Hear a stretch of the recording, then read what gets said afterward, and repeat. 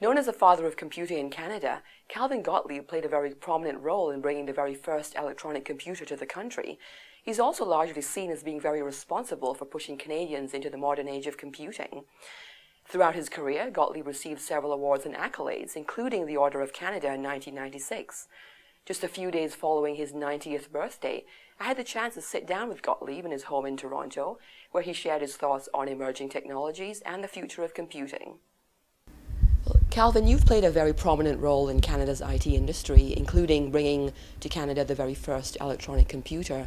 And I'm wondering now that when you look at how far computing has come in Canada, what are you most surprised or impressed by? Well, what I'm most surprised is how fast programs like Facebook and Twitter went from being invented to becoming universal. I mean, you know, it used to take a decade before a new invention filtered into the population. But today, things happen so fast, and especially things around computing, that it just boggles the mind. The first computer that we had at the University of Toronto Fair, which was the second computer ever sold in the world. It was in a room about twice this size, and it had 10,000 vacuum tubes in it, and a big generator and air conditioner in it. And now people carry around in their cell phones a computer that is 10,000 times more powerful than that computer. The newspapers were full of the story of giant brains, and it was a giant, all right, but it was a no-brainer. Certainly not a brain. So surprise. Nobody could have predicted that computers would become. You know, you'd carry around these powerful machines in your pocket. I think that was beyond imagination. The very first electronic computer to Canada, and that was housed on premise at the University of Toronto. Yeah. But now when we look at the advent of technologies such as the cloud computing that allows users to basically use computing resources as a service, did you ever expect that was going to transpire? Well, I've been following the cloud computing, and it's interesting, and I know why people want to do it. But if you're a company or even a person and you have a whole database of facts, important facts in history about you, there could be a problem in depositing all of that someplace else. Who owns it? What rights are there about spreading it? How safe is it? So cloud computing has a future, but you've got to sort out a few things before you use it and decide whether it's right for you.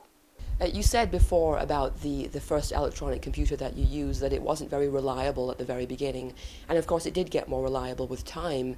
But now when you look at the great strides that IT is making in terms of computational power and analytical power, and I think one good example of that is IBM Watson, that is basically a supercomputer that can beat a human at Jeopardy. So do you think that computers will outsmart humans, and should they? No, I don't, actually. And I've always said, and this is true, when the subject of discourse is narrow enough, the computer will get very good. So if you want to play chess, you want to talk about the weather, you want to talk about baseball facts, the computer will beat you. But it won't know what you had for breakfast or what your uncle is doing out in Calgary or how you feel about that girl next door. I think computers won't be there. And there are ethical problems too. In Japan, where of course the demographic change is such that their population of young people is decreasing, so they're experimenting and actually have robot caregivers. Now, and although at the U of T there's somebody teaching a course on how to improve robot faces so they'll smile back at you when you say good morning, there could be a little problem, ethical problems, when robots are dealing with people with dementia, for example. Will a robot know how to handle that? Time will tell. Finally, Calvin, in looking at how far technology has come today, we're seeing technology becoming ever more widespread. It's becoming more social, more collaborative. Where do you see the future of technology? From the beginning, I was pretty sure that computers would be important for medicine and business, science, and organizing knowledge for libraries. And we haven't stopped. For example, I'm sure that not I, but my grandchildren will see autonomous cars, robot-driven cars on the highway, because they will actually save lives. There'll be fewer accidents. But when you do get an accident, who can you sue? The driver, the guy who wrote the programmer, the company who made the car. And until that gets sorted out, for example, we won't use that technology. So there are caveats, and as I say, you can get. I think we'll have robots that'll smile back to you.